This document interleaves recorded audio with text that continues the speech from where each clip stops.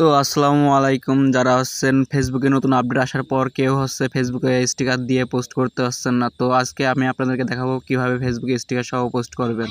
চলেন ভিডিওটা শুরু করা যাক।